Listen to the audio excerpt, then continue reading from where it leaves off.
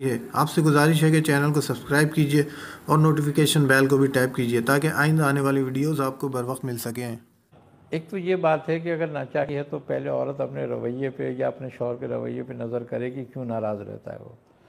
تو اپنے معاملات کو پہلے درست کرے اس سمت میں جس سمت میں ناراض رہ رہا ہے اس سے شوہر اس کا۔ دوسری بات یہ کہ اگر وہ یہ محسوس کرتی ہے